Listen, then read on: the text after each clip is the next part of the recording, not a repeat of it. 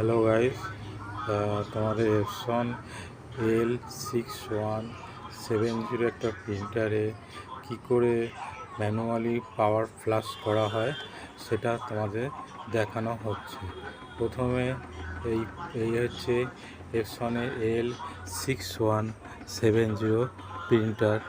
এই প্রিন্টারটা দেখো, প্রথমে পাওয়ার অন করা হলো, অন করে তারপরে এখানে ম্যানুয়ালি মেনটেনেন্স বক্সে যে অপশানটা আছে সেখানে গিয়ে ক্লিক করে পাওয়ার নিচের দিকে পাওয়ার ক্লিনিং বলে একটা অপশান আছে, সেই অপশানে ক্লিক করার পর একটা কিউআর আসবে।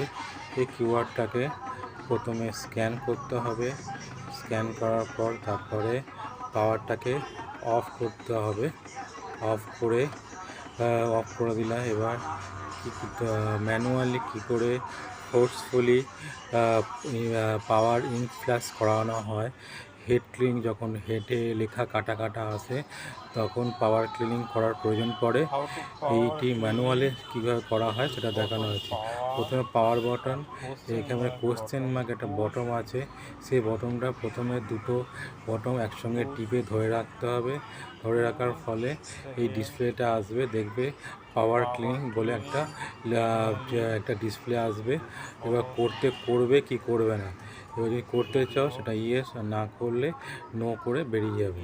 এবার ইয়েস বটনটা টেপার পর এপসন লেখাটা আসবে, লেখার পর অটোমেটিক ম্যানুয়ালি পাওয়ার ফ্ল্যাশ হবে এটা।